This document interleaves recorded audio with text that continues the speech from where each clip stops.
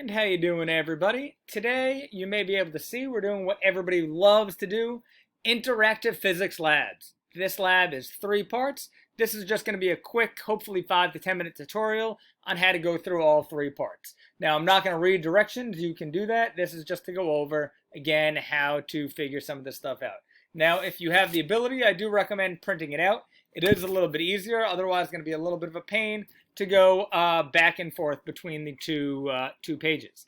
Additionally, I'm not requiring you to print this out and send me answers. If it's easier, you can just list all of your answers for part 1, part 2, part 3, and I'll have no problem with that either. So for part 1, we're going to use 2 things. We're going to use Snell's law, which we learned, which is right here, Snell's law. And then we're going to use this equation, n equals, now this is the n that we're looking for, speed of light in a vacuum, which you should know, divided by v, that's what we're looking for the second portion. So first thing I'm going to do is click on the link. This time it actually works, brings us right to this link. Now I did adapt this. This is activity 2, and my lab is adapted from activity 2. So what you're going to do, follow the directions. It says we are going to click on that right there to get a big view of this guy. Then the next thing I do, I say you can choose any substance from vacuum to diamond for substance 1.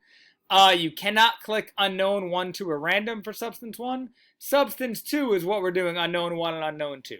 So I'm going to click water for the top, and it looks like the whole thing is water. I'm going to click unknown 1 because that's what I said to do. Next thing I'm doing is clicking the protractor. Now I'm going to bring the protractor over to the middle, and I want to be sure to try and keep that line right in between the 2 mediums, medium 1 and medium 2. Now I'm going to take my laser, and I say I can put the laser anywhere from about 20 degrees to about 50 degrees. Now, when we shoot it, it might not be exact. After I do that, I'm going to press go. And obviously it wasn't exact. So what I do is now I'm going to bring my laser pointer over right there. And now I can actually move that out of the way. I'm at about 45, 48 degrees. And that is my angle of incidence between there and there. And my angle of refraction is between here and there. I'm going to reset that so you can't just use mine. And that's what we're going to do for unknown surface 1. So again, what you want to do is you want to record, I used water, so I want to record N1 as 1.33. I'd record my angle of incidence, that's the angle over here between the normal and my laser. I'd record, oh, you know what, I'm going to cheat. Now you can't cheat because it's all the same substance. I would record my angle of incidence. I would record my angle of refraction, again, between the normal and the refracted line. Now, there is no refraction here because it's all the same substance. So this is substance 1, N1, sine theta 1. This is substance 2, N2, that's the unknown, sine theta 2. So I measure that. Then you're going to do the math. Right, I'm going to use this equation, N1 sine theta 1. I'm going to do the math to figure out what N2 is. Then, and that is here, theta 1, theta 2, N2. Then we're going to use that equation that I just showed you, speed of light divided by v. We know N2, we're going to use that equation to solve for the velocity of light in unknown substance 1. Then step number 10, repeat all of those steps to find unknown substance number 2. What the angle of refraction is, what N2 is, and what the velocity of light is in there. Now this is part 2. That shouldn't be number 11. This is part 2 to investigate the angle of incidence. So now this is moving into the next step. So for part 2, what we're going to do is, I'm going to reset everything.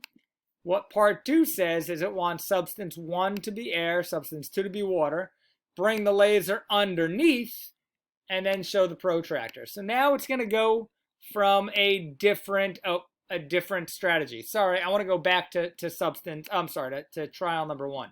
If it goes something like this, when you do it, if there's no refraction, then you need to pick a different substance number 1. And I said that in directions. So, sorry, now we're going to be on to part 2, where it says I want air on the top, I want water on the bottom.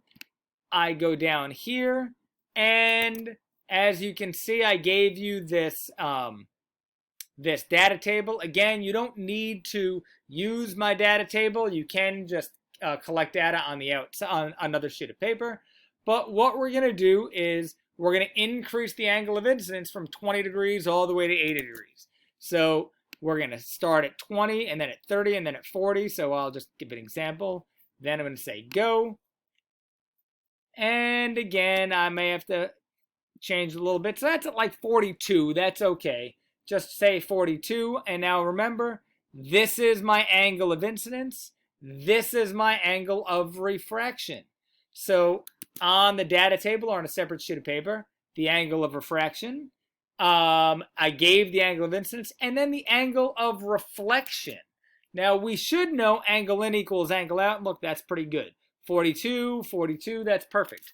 So we should always see that the incidence and the reflection are pretty much the same. Then it wants relative brightness. And I said 1 being the brightest, 6 being the dimmest. And as we go, I'll just show you. See about how dark that is? If I reset it, you don't need to reset. You can just change it every time to a different angle.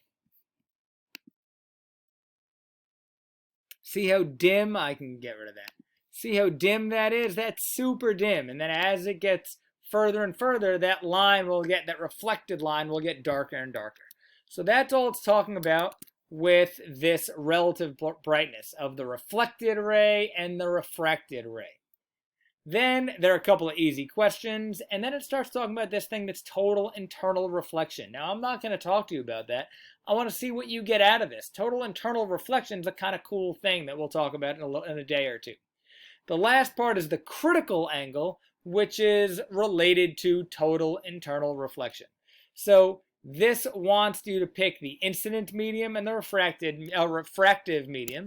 So again, I'm going to go back here. I'm going to reset all, and then I'm going to click the incident. So it has water and air. So that's where we just were. Water and air. If you want, it doesn't matter. I can change it, and I can put water at the top and air at the bottom if that's easier for you.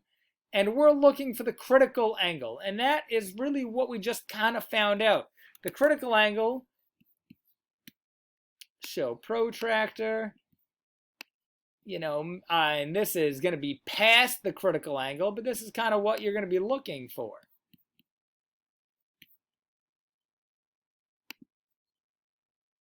Whoop, I messed that up completely. Try something again. Oh, there we go. See how nothing gets through?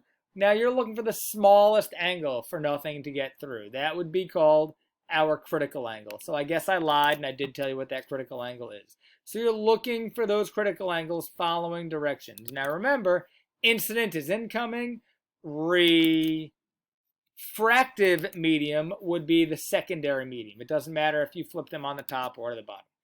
And then it just asks you to try and analyze questions, and I don't know why that looks like that, but if that didn't work out on my PDF, don't worry about part 5, because clearly it broke.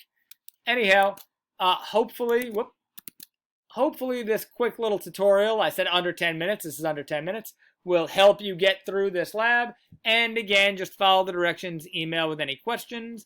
Hope this is helpful, and hope this is better than just a worksheet. Talk to you guys soon.